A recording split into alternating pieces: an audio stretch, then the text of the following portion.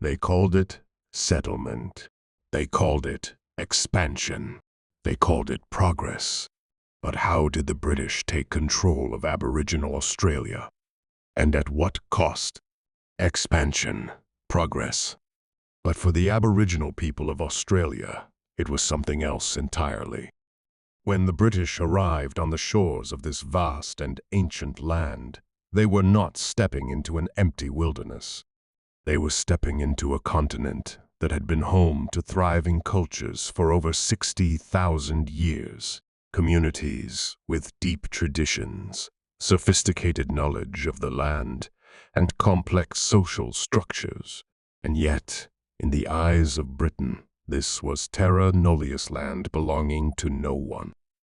It was a lie, a convenient one, and it would change the course of history forever. At first, the encounters between the British and Aboriginal people were tentative, uncertain. Some clans offered gestures of peace. Others, wary of these newcomers, watched from a distance. But the British did not come to negotiate. They came to claim.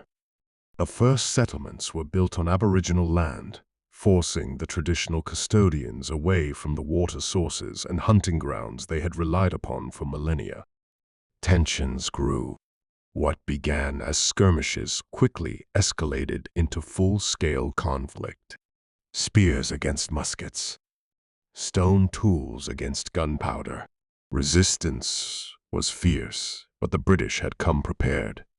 They were armed not only with weapons, but with foreign diseases that ravaged the Aboriginal population, wiping out entire communities before a single shot was fired. Hunger set in. As more and more land was seized, Aboriginal groups were pushed further into the harsh interior, struggling to survive. Livelihoods were destroyed. Sacred sites were desecrated. And those who fought back, they were met with brutal force. Still, the resistance never stopped. Across the continent, Aboriginal warriors took up arms, defending their land, their people, their way of life. Pemulwuy, a Bidjigal man, led a decade-long campaign against the British, raiding settlements and striking fear into the hearts of colonists.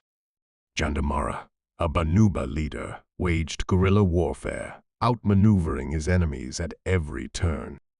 Yet the British continued their march forward, expanding settlement after settlement, enforcing their laws, their rule. The missions and reserves came next. Aboriginal children were taken from their families, placed into institutions designed to erase their culture, their identity. Generations lost to what would later be known as the Stolen Generations.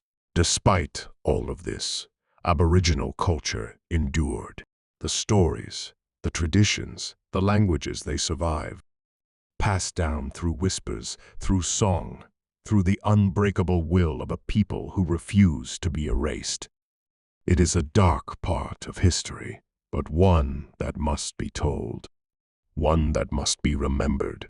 How did the British take control of a land already inhabited for tens of thousands of years? They did it through force, through displacement, through policies designed to strip an entire people of their home, their rights, their identity. The past cannot be changed, but it can be acknowledged. It can be learned from. And that is why these stories matter. That is why they must be told.